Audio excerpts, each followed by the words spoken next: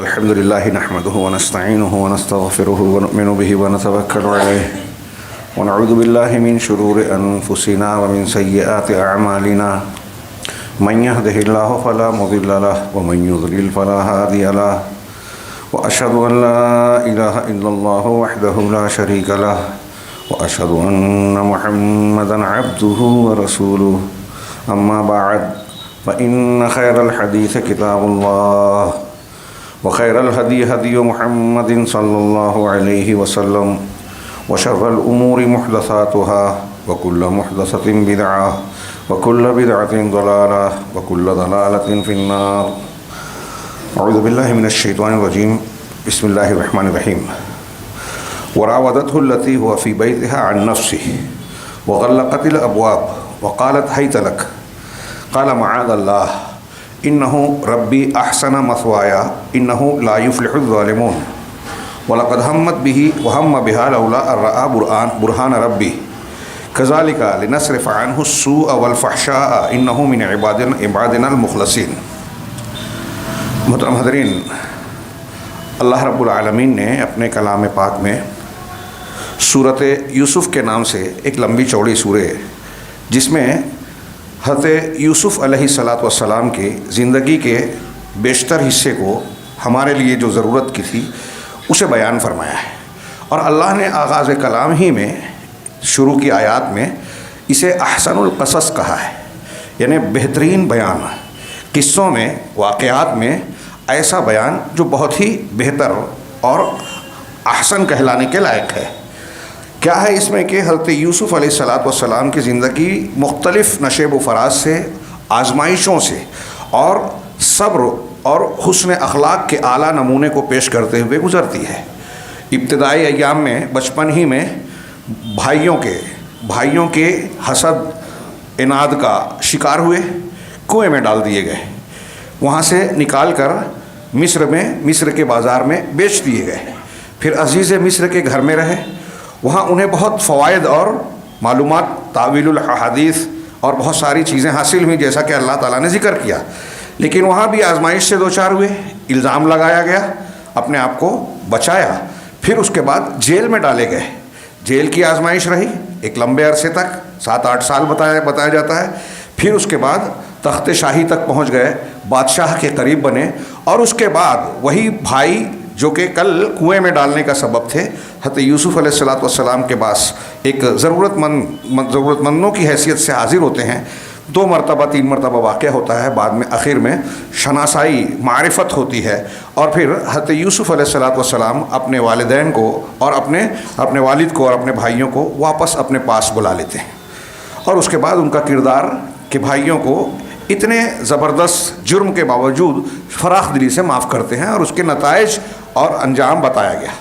یہ پورے جو واقعات بیان کیے گئے انتہائی زبردست اسلوب میں لمبی چوڑی بات کو بہت ہی اختصار کے ساتھ، اس میں ہمارے لیے عبرت و نصیحت کے بہت سارے سامان ہیں۔ ہماری جو روزمرہ کی زندگی ہے، معاملات ہیں، گھریلو زندگی، تعلقات آپس کے، رشتہ و پیوند، پھر سیاست سے تعلق ہوتا ہے، کسی دوسرے کے گھر سے اور اس سے ربط و ضبط تعلق ہوتا ہے، ان تمام امور میں اس میں ہمارے لیے بہت ساری ہدایات ہیں۔ میں نے خطبہ مسنونہ کے بعد جو 2-3 آیتیں پڑھی، وہ آیت اور اس کے آگے کی آیتیں حضرت یوسف علیہ السلام کے ایک بڑے فتنے اور بڑی آزمائش کا تذکرہ ہے کہ انہیں ایک بڑی زبردست آزمائش سے دوچار ہونا پڑا۔ جب مصر کے عزیز مصر نے ان کو خریدا، مصر کا ایک وزیر تھا، اور اس نے انہیں اپنے گھر میں رکھا، اپنی بیوی سے کہا کہ اکرمی مثواہ، اس کو اچھی طرح اس کا ٹھکانہ رکھو، عسیٰ ان ینفعنا، ہو سکتا ہے یہ ہم کو فائدہ دے، او نتخذہ ولدا، یا ہم اس کو اپنا بیٹا ہی بنا لیں۔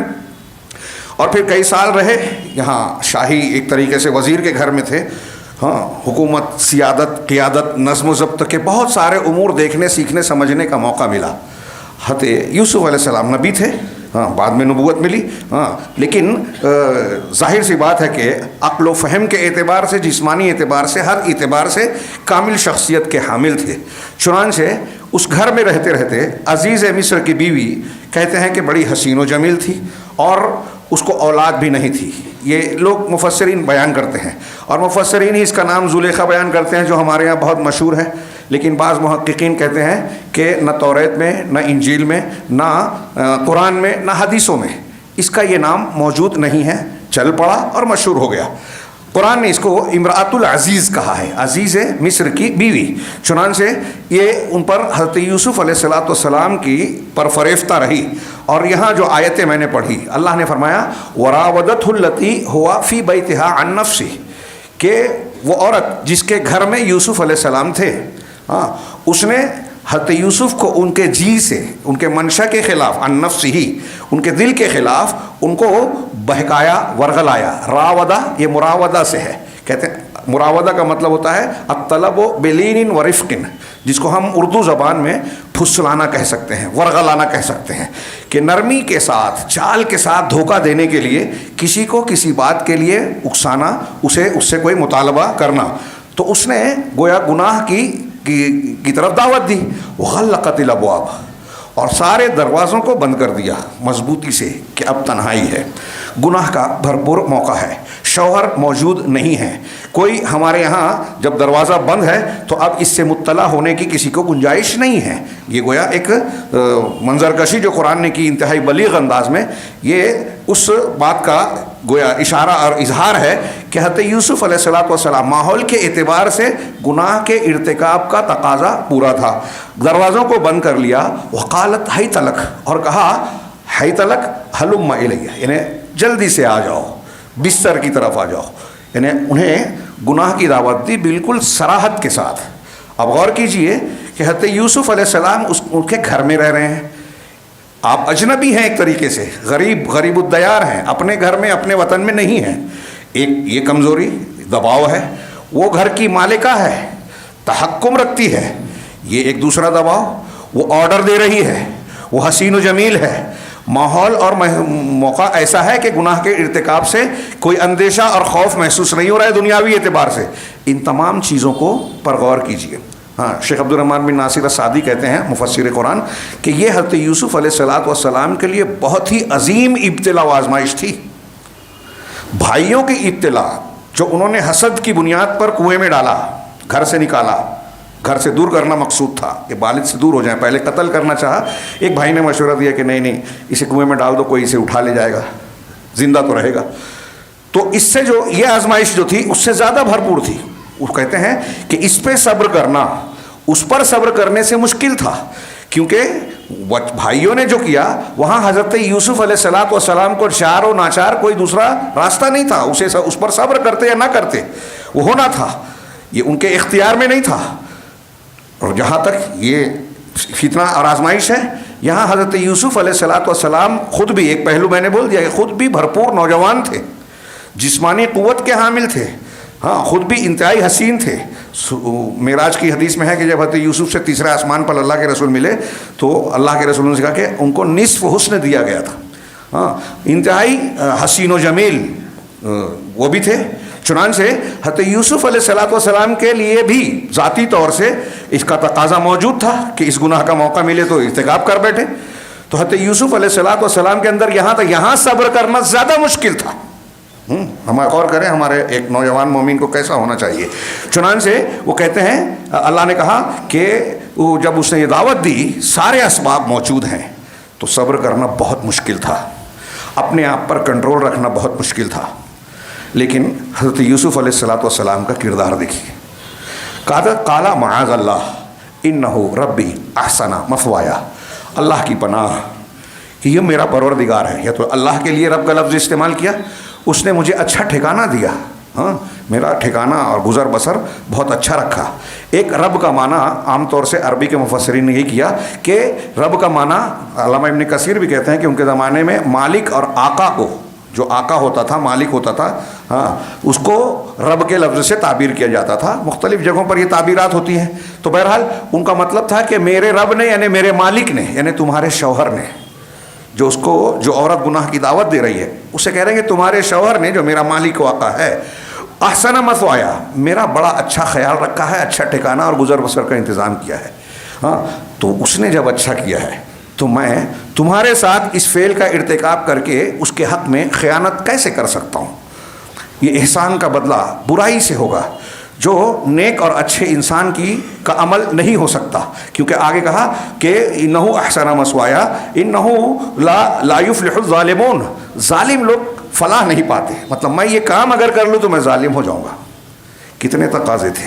یہاں اس حدیث کو یاد کیجئے کہ 7 لوگ قیامت کے دن عرش کے سائے میں ہوں گے، جب عرش کے سائے کے علاوہ کوئی سایہ نہیں ہوگا، اس میں سے ایک مرد وہ ہوگا کہ جس کو دعت ہو امرأۃ ذات منصب و جمال، یہ کسی خوبصورت حسن جمال اور جاہ و مرتبے والی عورت اس کو گناہ کی دعوت دے، تو وہ جواب میں یہ کہے انی اخاف اللہ، میں اللہ سے ڈرتا ہوں۔ وہی بات حضرت یوسف کے کردار میں نظر آ رہی ہے۔ اس کے بعد اللہ نے کہا وَلَقَدْ هَمَّتْ بِهِ، کہ اس عورت نے ان کے تعلق سے پورا ارادہ کر لیا تھا۔ انداز دیکھیے قرآن کا، جو واردات ہے اسے عام لوگ اگر بیان کریں گے تو کیسے بیان کریں گے، اس میں برائی کا پہلو نظر آتا ہے، لیکن قرآن نے انتہائی لطیف انداز میں واقعے کو بیان کیا، اور اس کی ضرورت تھی۔ یہ ایک نمونہ ہے ہمارے اور آپ کے لیے، نوجوانوں کے لیے، اس گناہ کی طرف قدم بڑھانے والوں کے لیے، کیونکہ ہر ایک میں داعیہ موجود ہے۔ اللہ نے فرمایا کہ اس عورت نے ارادہ کر لیا تھا، وَهَمَّ بِهَا، اور یوسف بھی ارادہ کر لیتے۔ اس کے ترجمے میں مفسرین نے کئی اقوال اور باتیں کہی ہیں، میں صرف راجع بات وقتی اس کی اجازت نہیں دیتا کہ ان تفصیلات میں جائیں۔ یہاں ایک معنی تو یہ ہے جو بہت اچھا اور ظاہر سی بات ہے، سیاق و سباق سے مناسب، حضرت یوسف کے کردار سے مناسبت رکھنے والا ہے، کہ اس عورت نے تو عزم اور پختہ ارادہ کر لیا تھا کہ گناہ کرنا ہی ہے۔ حضرت یوسف علیہ السلام کے لیے جو ہم ہے، ارادہ ہے، یہ وسوسے، خیال اور حاجس نفس جس کو کہتے ہیں، کہ غبار خاطر، دل میں کھٹک جس کو کہتے ہیں، اس کھٹک کے طور پر، وسوسے کے طور پر ان کے دل میں آیا، کیونکہ وہ بھی بشر تھے، اگر تھے نبی تھے، اعلیٰ مقام اور اونچے کردار کے حامل تھے، لیکن انسان تھے، بشریت کا تقاضا موجود تھا۔ ایسا نہیں کہ نبی کے اندر انسانی جذبات، تقاضے نہیں ہوتے، ان کی بیویاں ہوتی تھی، بچے ہوتے تھے، تو تقاضا موجود تھا، اسی لیے تو وہ ہمارے لیے نمونہ ہے۔ اگر تقاضا ہی نہیں ہوتا تو پھر گناہ سے رک جانا کوئی کمال، کوئی خوبی کی بات نہیں کہلاتی۔ تو اللہ نے فرمایا کہ وَهَمَّ بِهَا، کہ انہوں نے بھی وہ بھی ارادہ کر لیتے، کیا نہیں۔ کئی آگے کے سیاق سے علامہ ابن تیمیہ نے اس سلسلے میں ایک بات کہی، کچھ لوگوں نے کہا کہ حضرت یوسف نے مقدمات اختیار کر لیے اسرائیلی روایات کی بنیاد پر، کہ کپڑے وپڑے انہوں نے بھی اتارنے کی کوشش کی، لیکن پھر اس کے بعد رک گئے۔ تو کہا کہ یہ ساری باتیں غلط ہے، بکواس ہے، قرآن کے سیاق و سباق اور بیان نصوص کے بالکل خلاف ہے، کیونکہ حضرت یوسف علیہ السلام سے اگر کسی بھی درجہ میں غلطی ہوئی ہوتی تو اس میں ایک بات کا ذکر ہوتا کہ یا تو وہ گناہ پر رہتے اور گناہ پر قائم رہتے، یا پھر گناہ سے توبہ کرتے اور توبہ کرتے تو اللہ تعالیٰ ان کی توبہ کا ذکر کرتا۔ اس کا کوئی تذکرہ نہ کرنا اس بات کی دلیل ہے کہ حضرت یوسف علیہ السلام کا اس گناہ میں کوئی حصہ نہیں تھا، وہ پاک صاف تھے۔ چنانچہ اللہ نے کہا وَهَمَّ بِهَا لَوْلَا أَن رَأَىٰ بُرْهَانَ رَبِّهِ، کہ وہ بھی ارادہ کر لیتے اگر اپنے رب کی برہان نہیں دیکھ لی ہوتی۔ برہان، دلیل، کھلی دلیل، کئی اقوال ہیں، کچھ کہتے ہیں تو یعقوب کا چہرہ نظر آیا، کچھ اور چیز نظر آئی، لیکن اہل علم نے، عبد الرحمن بن ناصر السعدی اور دوسرے لوگوں نے کہا کہ ان کے دل میں جو ایمان تھا، ان کو جو علم اللہ تبارک و تعالیٰ نے علم وحی دیا تھا، حضرت ابراہیم کے پوتے تھے، پر پوتے، اسحاق، ابراہیم، اسحاق، یعقوب علیہ السلام کی اولاد تھے، تو ان کی طرف سے جو علم ملا تھا، پاک بازی ملی تھی، حسن کردار ملا تھا، امانت داری ملی تھی، وہ علم اور وہ ایمان، وہ ان کے لیے اللہ کی طرف سے برہان تھی۔ اللہ کا خوف دل میں پیدا ہوا، ہاں برہان دیکھا، اگر یہ برہان نہیں ہوتی تو وہ بھی اس کا ارادہ کر بیٹھتے، کذالک ایسا ہی ہوا۔ اس سے پتہ چلا کہ یہ علم کتنی اہمیت کا حامل ہے۔ اگر آدمی علم والا ہوگا، صحیح علم والا، تو گناہ سے بچے گا، ہاں گناہ خطا ہو جائے تو توبہ کرے گا۔ علم اس بات پر ابھارتا ہے۔ اگر کوئی ایسا نہیں کرتا، گناہ سے نہیں بچتا، یا گناہ کر کے بھی شرمندہ نہیں ہو رہا ہے، توبہ نہیں کر رہا ہے، اس کا مطلب وہ جاہل ہے، چاہے اس کے پاس ڈگری ہے، ہاں وہ عالم کہلانے کے لائق نہیں ہے۔ کذالک لنصرف عنہ السوء والفحشاء، اسی طرح ہوا تاکہ ہم ان سے برائی کو، سوء والفحشاء اور بے حیائی کو دور کر دیں، ہٹا دیں۔ حضرت یوسف علیہ السلام کے کردار کو محفوظ رکھیں، ان کو بری اور پاک باز رکھیں، ہاں انہو من عبادنا المخلصین، وہ ہمارے مخلص بندوں میں سے تھے۔ مخلص اور مخلص، مخلص اس میں فاعل ہے، مخلص اس میں مفعول، یعنی چنے ہوئے، خالص کیے ہوئے۔ تو تو اللہ کی طرف سے چنے ہوئے تھے اور حضرت یوسف اپنی ذات میں مخلص تھے، تو وہ ہمارے مخلص بندوں میں سے تھے۔ یہاں میں آگے وقت بہت کم ہے، آیت کا پورا ترجمہ کر کے آگے کا اور پھر اس سے مسائل کو صرف مستنبط کروں گا، تفصیل میں جاؤں گا تو بڑا وقت درکار ہے، 2 ہفتے کم پڑیں گے، لیکن اس کو صرف آیت پر میں آگے ترجمہ کرتا ہوں۔ وَسَبَقَ الْبَابِ، یہاں یہ دیکھیے کہ اللہ نے کیا کہا کہ ہم نے ان سے برائی کو دور کر دیا، یہ ہمارے لیے بہت بڑا سبق ہے۔ برائی، دشمن کی طرف سے ہم کو خطرہ ہے، بدنامی کا خوف ہے، کوئی ہمارے خلاف سازش کر رہا ہے، داخلی برائی ہو یا خارجی برائی ہو، ان دونوں سے اللہ بچاتا ہے کس کو؟ جو مخلص ہیں۔ پھر آگے کہا وَسَبَقَ الْبَابِ، دونوں دروازے کی طرف لپکے۔ جب وہ زور زبردستی کرنے ہی لگی حضرت یوسف سے، گھر کے دروازے بند کر لیے، تو حضرت یوسف علیہ السلام اپنی کردار کو، اپنے آپ کو بچانے کے لیے دروازے کی طرف لپکے اور پیچھے وہ بھی لپکی۔ وَقَدَّتْ قَمِيصَهُ مِن دُبُرٍ، اور اس نے حضرت یوسف کی قمیص کو پیچھے سے پھاڑ دیا، لمبائی میں پھٹ گئی۔ یہ اشارہ کرتا ہے اس بات کا کہ اس کی طرف سے لپکنے پکڑنے کی کوشش کتنی سخت تھی۔ ہلکے پھلکے لمس سے، چھونے سے کپڑا نہیں پھٹ جائے گا، تو اس نے گویا طاقت لگائی اور زور سے کھینچنے کی کوشش کی، کپڑا پیچھے سے پھٹ گیا۔ قُدَّ مِن دُبُرٍ وَأَلْفَيَا سَيِّدَهَا لَدَى الْبَابِ، اس درمیان حضرت یوسف علیہ السلام دروازہ کھول چکے تھے، تو دونوں نے اس عورت کے سید کو یعنی شوہر کو دروازے پر پایا۔ قالت ما جزاء من اراد باهلك الا سوءا الا ان يسجن او عذاب الیم، تو فوراً دیکھیے جو چال باز عورت تھی جو خود گناہ کی طرف ابھار رہی تھی، جیسے ہی اس نے اپنے شوہر کو دیکھا اور شوہر نے دیکھا کہ بند دروازہ کھل رہا ہے اور اس پوزیشن میں دونوں نظر آ رہے ہیں، تو کچھ دال میں کالا ہے، تو فوراً اپنے آپ کو صاف ستھرا بتانے کے لیے، جیسے کہ مجرمین کا طریقہ ہوتا ہے، کہا کہ اس شخص کا بدلہ اس کے سوا کچھ اور نہیں ہونا چاہیے جو تمہاری بیوی کے ساتھ برائی کا ارادہ رکھتا ہو، برائی کرنا چاہتا ہو، اس کا یا تو اسے قید خانے میں ڈال دیا جائے، اس کو قید کر دیا جائے، یا پھر اسے سخت اور دردناک عذاب، تکلیف دی جائے۔ فوراً پلٹتی ہے۔ یہ آج ہماری دنیا میں، جرم کی دنیا میں کتنا عام ہے۔ آج ہمارے یہاں اکثر یہ بات سوچنے والی ہے، دھماکہ ہوتا ہے، پکڑ دھکڑ شروع ہوتی ہے، سالہ سال معاملہ چلتا ہے، پھر 20 سال بعد پتہ چلتا ہے کہ جن کو پکڑا گیا تھا بے قصور ہیں، تو جو بے قصور ہے وہ پکڑ لیے جاتے ہیں، جو قصوروار ہے وہ آزاد گھومتے ہیں۔ اور میں اکثر کہتا ہوں کہ جب سازش کے ساتھ جرم کیا جاتا ہے تو یہ بھی طے کیا جاتا ہے کہ یہ جرم کرنے کے بعد الزام کس پر تھوپنا ہے، اس کی نشانیاں چھوڑی جاتی ہیں کہ لوگ اس پر شک کریں، اور پہلے سے کچھ چیزیں اس طرح تیار کی جاتی ہیں۔ تو حضرت یوسف علیہ السلام کے ساتھ بھی یہ ہوا، لیکن اس کے بعد کیا ہوا؟ قال ہی راودتنی عن نفسی، حضرت یوسف نے کہا کہ نہیں میں نے کوئی جرم نہیں کیا، اسی نے میرے جی سے مجھ کو بہکانے کی کوشش کی، پھسلانے کی کوشش کی۔ اب حضرت یوسف کا ایک بیان، اس کا ایک الزام، تو اب فیصلہ کیسے ہوگا؟ 2 ٹکراؤ ہے۔ تو اللہ نے آگے بیان کیا، وَشَهِدَ شَاهِدٌ مِّنْ أَهْلِهَا، اس کے گھر سے ہی ایک گواہی دینے والے نے گواہی دی۔ کچھ لوگ کہتے ہیں کہ یہ گواہی دینے والا ایک شیر خوار بچہ تھا، لیکن علماء نے اس کی تردید کی کہ وہ روایت صحیح نہیں ہے، اور جس روایت میں 4 بچوں کے مہد میں بات کرنے کا ذکر ہے اس میں یہ بچہ نہیں ہے، تو یہ بچہ نہیں تھا، اور اگر بچہ گواہی دیتا تو یہ معجزہ ہوتا، آگے جس قرینے کا ذکر ہے اس کی ضرورت نہیں پڑتی۔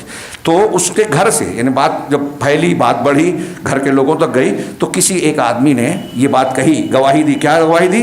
کہ ان کان قمیصہ قد من قبل فصدقت وهو من الكاذبین، کہ اگر یوسف کی قمیص آگے سے پھٹی ہوئی ہو، آگے کے حصہ پھٹا ہوا ہو قمیص کا، تو اس کا مطلب یہ ہوا کہ عورت سچ بول رہی ہے اور یوسف جھوٹوں میں سے ہیں، یوسف جھوٹے ہیں۔ ظاہر سی بات ہے کہ اگر یوسف علیہ السلام گناہ کے لیے لپک رہے ہیں، اقدام کر رہے ہیں، تو ان کا اگلا حصہ اس کے سامنے ہوگا، اور وہ اپنے آپ کو بچانے کے لیے حضرت یوسف کے آگے کے حصے کو پکڑے گی، تو ظاہر سی بات ہے ایسے میں قمیص پھٹے گی تو آگے کا حصہ پھٹے گا۔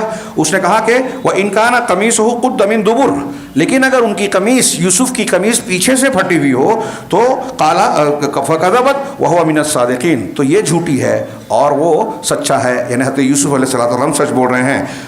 فَلَمَّا رَأَى قَمِيصَهُ قُدَّ مِن قُبُلٍ، پھر جب یوسف ان کی قمیص کو دیکھا گیا تو وہ آگے سے پھٹی ہوئی تھی، تو امراۃ العزیز اس نے کہا قال انہ من کیدکن، یہ تمہاری چال بازیاں ہیں.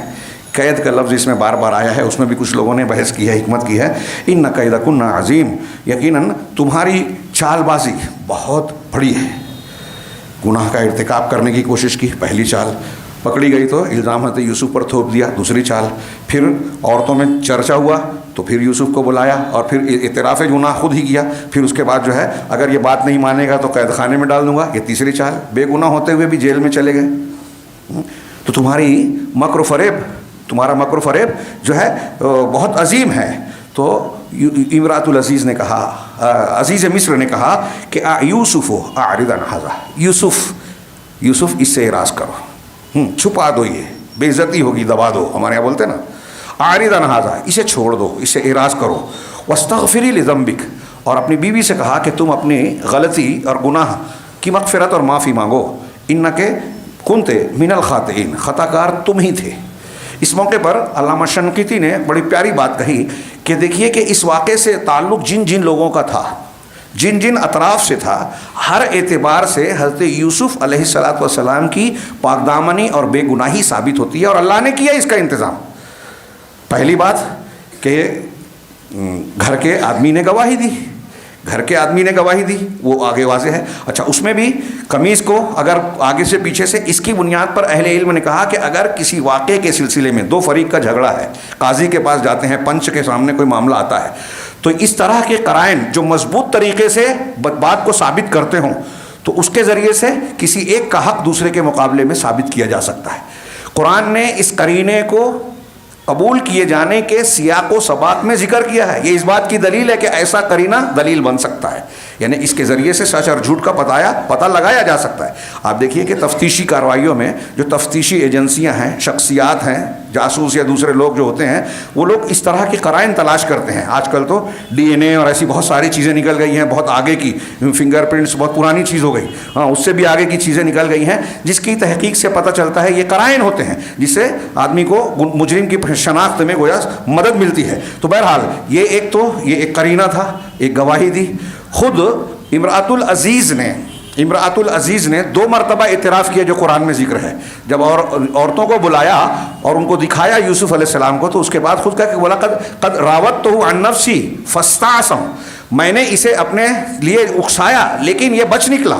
عورتوں کے سامنے کہا تھا. اور جب بادشاہ نے بلایا تھا دربار میں یوسف علیہ السلام کی رہائی سے پہلے کہ ما خطبکن، کہ تمہارا کیا معاملہ ہے، یوسف سے تمہارا کیا معاملہ ہوا تھا، تو وہاں بھی جو ہے امراۃ العزیز اور عورتوں نے کہا کہ یوسف پاک باز ہیں، ہم ہی لوگوں نے اس کو پھنسایا ہے، ان کو اکسایا اور ورغلایا تھا، وہ بالکل پاک صاف ستھرے ہیں. یہ دوسری گواہی تھی.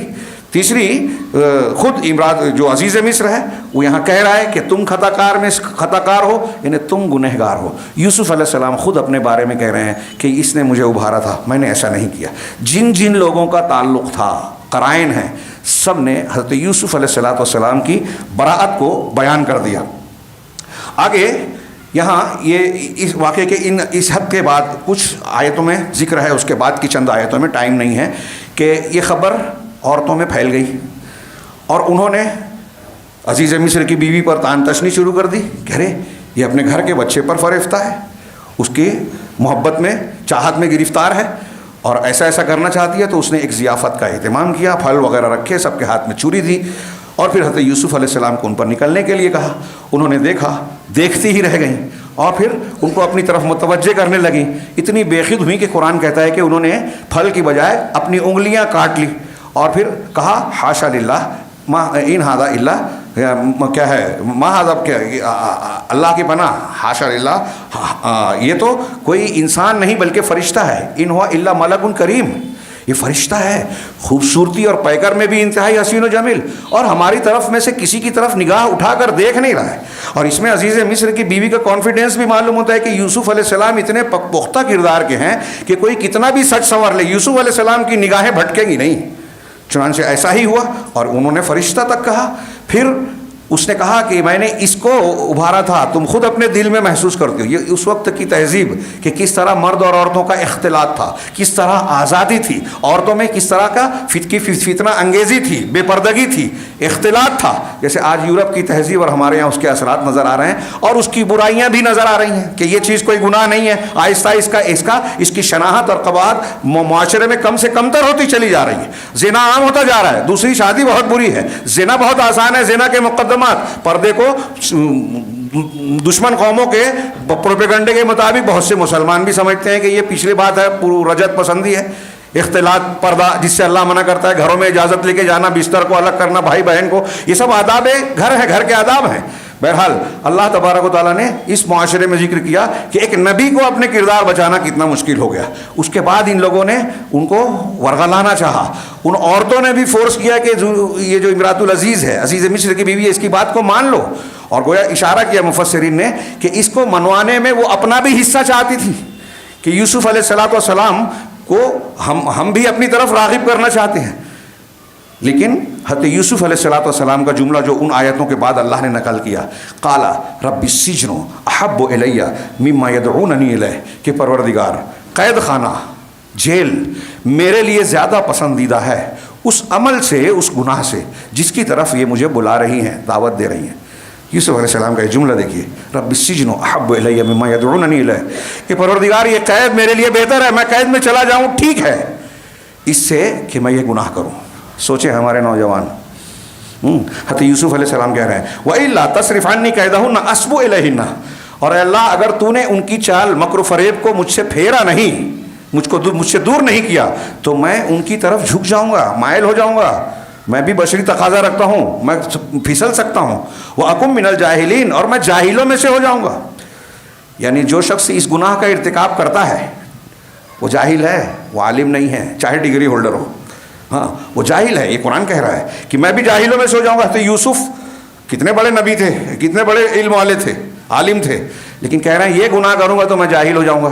اور کہا فاستجاب له ربه، تو ان کے پروردگار نے ان کی دعا کو قبول کیا. فصرف عنہ کیدہن، تو ان کی چال اور مکر و فریب کو حضرت یوسف سے پھیر دیا، قید خانے کا راستہ ہموار کر دیا، ان کی چال میں پھنسنے سے بچا لیا. انہ هو السمیع العلیم، یقیناً وہ سننے والا ہے، علم والا ہے. کون کیسا ہے، پھر اس کی پکار کیسی ہے، سنتا ہے، قبول کرتا ہے اگر ہم خلوص سے بولتے ہیں. یہاں میرے پاس ایک عبارت ہے لمبی چوڑی، اور میں خاص طور سے چاہتا تھا کہ اس عبارت کو پڑھ کر ترجمہ کروں، لیکن گھڑی اجازت نہیں دے رہی ہے. میں اس کا خلاصہ بہت ہی مختصر بیان کروں کہ وہ کہتے ہیں کہ یہ اللہ تبارک و تعالیٰ کے الطاف میں سے دو عظیم الشان نعمتیں ہیں، جس کا ان دو جگہ کے مقام پر، یعنی آگے کی آیت جو میں نے پڑھی اور پہلے کی، اللہ تبارک و تعالیٰ نے ذکر کیا ہے کہ یہ اس کے خاص انبیاء اصفیاء جن کو اللہ چن لیتا ہے، جن کو خیر کی توفیق دینا مقصود ہوتا ہے، ان کو یہ دو نعمتیں جلیل القدر سبب عطا کرتا ہے.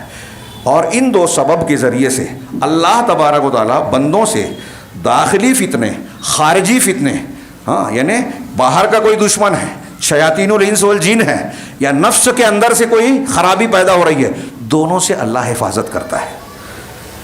یہ جو میں جملہ بول رہا ہوں آج ہمارے، یہ صرف کردار کی بات نہیں ہے، ہمارے گھر کا تحفظ، ہماری پراپرٹی، ہمارے اوقاف، ہماری مسجدیں، ہمارے مدرسے، ان کی حفاظت، ہمارے بچوں کی حفاظت، بلڈوزر سے بچانے کے لیے یہ ساری چیزیں اس میں آ گئی. بم سے، سازش سے ہم بچیں، یہ بھی آ گئی. ان سارے شرور سے، خارجی ہو یا داخلی ہو، ظاہری ہو یا باطنی ہو، ان سارے شرور سے بچنے کے لیے دو بنیادی سبب بیان کیے ہیں. ایک بندے کا اللہ کے لیے اخلاص اختیار کرنا، اللہ کے لیے خالص ہو جائیں، اور اللہ ہمیں چن لے ہوئے اس بنیاد پر، ہمارے اندر کا معاملہ صاف ہو، عقیدہ درست ہو، باطن اچھا ہو، دل میں شبہات اور شہوات نہ ہو. ہاں اس سے ہم بچیں، آئیں گے وسوسے آئیں گے، اپنے آپ کو حتی الامکان بچائیں. تو پہلا سبب یہ ہے، میں تفصیل میں نہیں جا رہا ہوں، حالانکہ بہت شاندار چیز ہے، لیکن میں مسائل کو بیان بھی کرنا چاہتا ہوں. دوسری چیز جو ضروری ہے کہ اللہ تبارک و تعالیٰ کے جناب میں گڑ گڑایا جائے، دعا کی جائے، التجا کی جائے.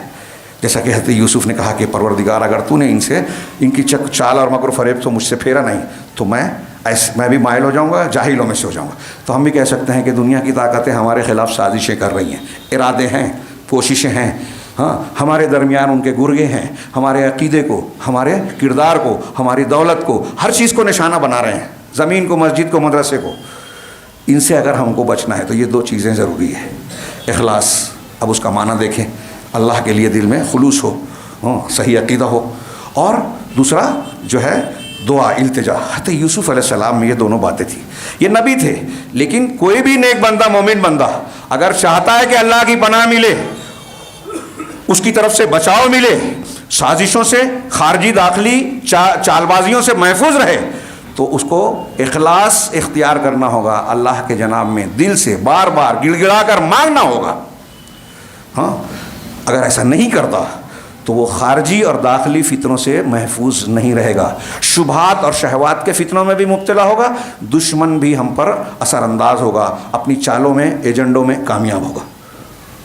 لہٰذا ان کو اختیار کیا جائے۔ صبح و شام کے اذکار میں ایک دعا بڑی جامع سکھائی اللہ تعالیٰ نے، اللہ کے رسول صلی اللہ علیہ وسلم نے، اللہم فاطر السماوات والارض عالم الغیب والشہادہ رب کل شیء وملیکہ، اشہدو کا اشہد ان لا الہ الا انت اعوذ بک من شر نفسی و شر الشیطان و شرکی وان اقترف علی نفسی سوءا او اجرہ الی۔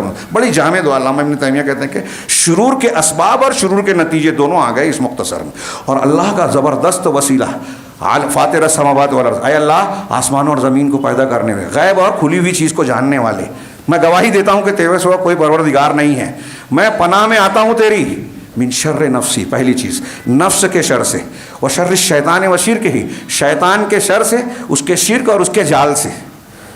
یہ شر کا سبب، بنیاد، برائیاں کہاں سے آتی ہیں؟ نفس کی خرارت ہو، ہاں سیئات نفس، جو خطبہ مسنونہ میں بھی من سیئات نفسی پناہ مانگی گئی ہے، تو آدمی کے اندر سے نفس کی شرارت ایک سبب ہے، اور خارج سے شیاطین الانس والجن ہے۔ اس میں دونوں آ گیا کہ میں تیری پناہ میں آتا ہوں اپنے نفس کی شر سے، نفس کے شر سے، اور شیطان کے اور اس کے جال کے شر سے۔ پھر شر جب آ جاتا ہے تو اس کا نتیجہ کیا ہوتا ہے؟ وَأَنْ أَقْتَرِفَ عَلَى نَفْسِي سُوءًا أَوْ أَجُرَّهُ إِلَى مُسْلِمٍ، اور میں اس سے بھی پناہ مانگتا ہوں کہ اپنے آپ پر کوئی گناہ کا ارتکاب کروں یا اس کا نقصان کسی مسلمان کو پہنچاؤں۔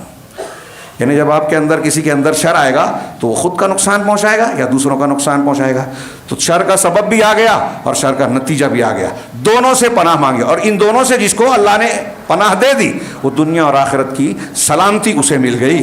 اللہ تبارک و تعالیٰ نے یہاں ان آیتوں میں جو جوابات بیان کی ہیں اس کے تعلق سے جو مسائل نکلے ہیں، تفسیر المدینۃ المنورہ میں یہ 14-15 مسائل ہیں، میں 8-10 کو ذکر کرتا ہوں بہت اختصار کے ساتھ۔ پہلے یہ کہ ان آیتوں میں، اس واقعے میں ہمارے لیے کیا سبق ہے، قصہ کہانی کے طور پر اللہ نے بیان نہیں کیا، ہمارے لیے عبرت کے طور پر۔ تو یہاں عبرت یہ ہے کہ حضرت یوسف علیہ السلام کے کردار میں ہمیں صبر کی جو ہے صبر کی قدر نظر آتی ہے، کہ آزمائش میں صبر کے ساتھ قائم رہنا، اور جو بہکانے والے، قدم کو ڈگمگانے والے فتنے ہیں، اسباب ہیں، ان کے سامنے اپنی سچائی پر ڈٹے رہنا، اور شدائد اور ابتلاعات کے زمانے میں جو ہے وہ ثابت قدم رہنا کہ جو سچ ہے، جو حق ہے، میں اس سے نہیں ہٹوں گا۔ بہت اہم چیز ہے۔ بولنا آسان ہے، قائم رہنا بہت مشکل ہے۔ آج ہم کو لوگ نظر نہیں آتے، ضمیر بیچنے والے، ایمان بیچنے والے قدم قدم پر دکھائی دیتے ہیں۔ دوسرا کہ اس میں علم کا مقام بیان کیا گیا ہے اور اس کی قدر و قیمت، خاص طور سے جب فتنے ظاہر ہوتے ہیں، پریشانیاں سامنے آتی ہیں، تو علم ہی انسان کے لیے سب سے بڑی ڈھال، نجات، بلندی اور ترقی کا سبب ہوتا ہے۔ اگر صاحب علم آدمی ہے تو یہ علم اسے بچاتا ہے، ذریعہ بنتا ہے۔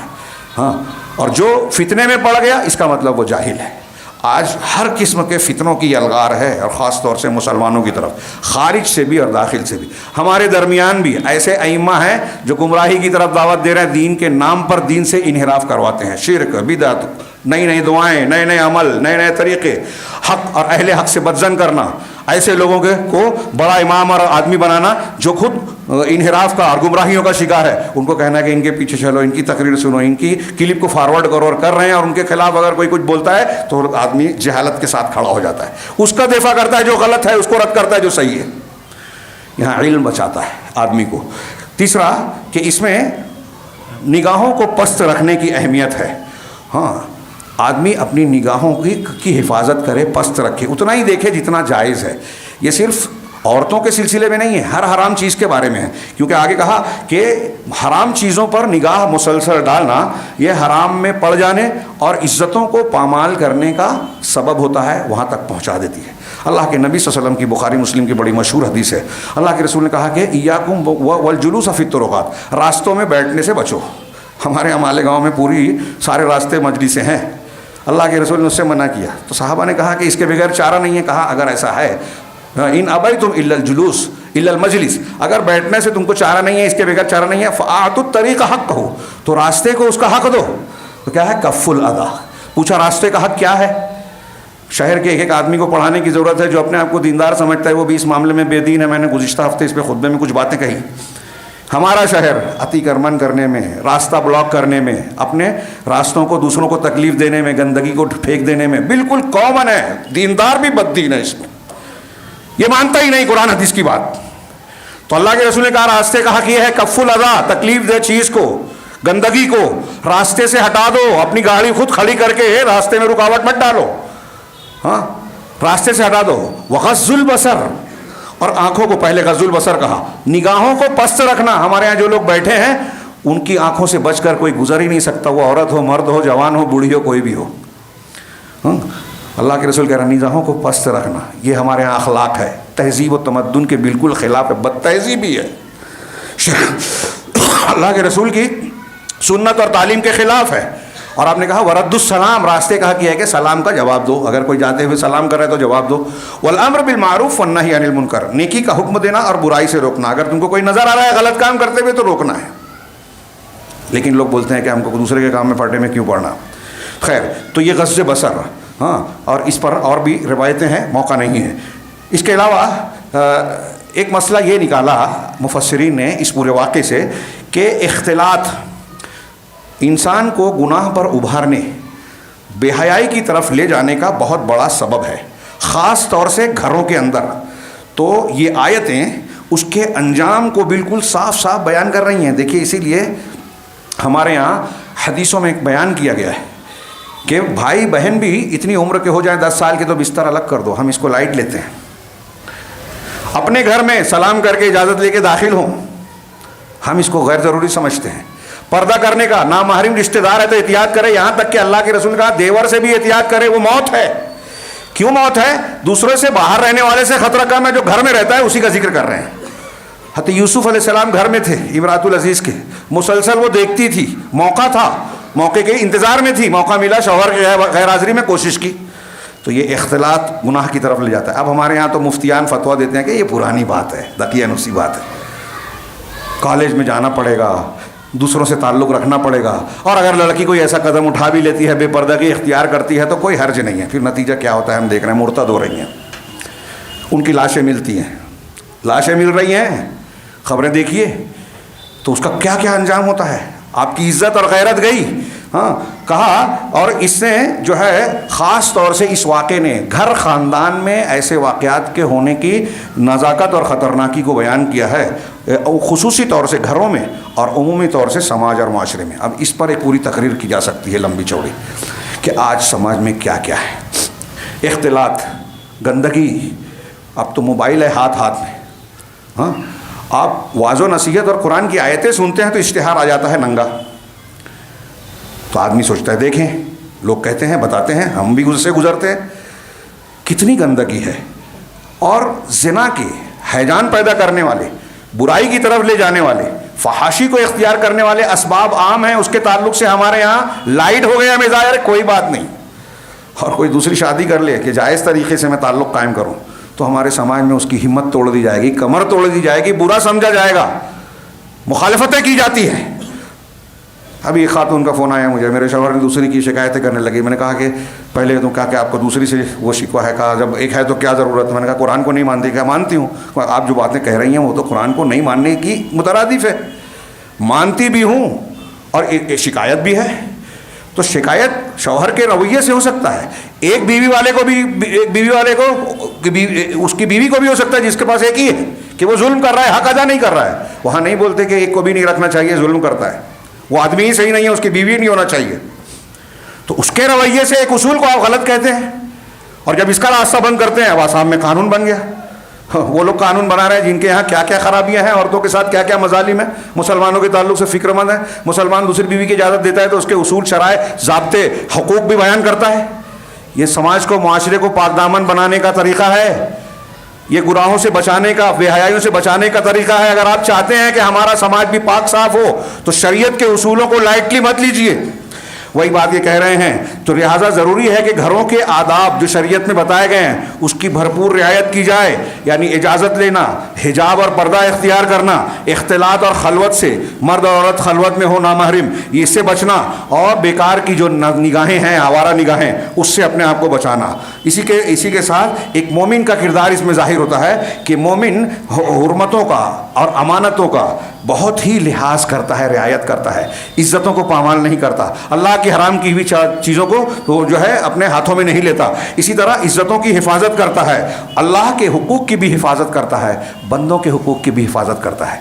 حضرت یوسف علیہ السلام کا کردار دیکھیے کہ میرے رب نے، اب وہ رب اللہ ہے یا یہ مالک ہے، دونوں معنی لوگوں نے کیے ہیں.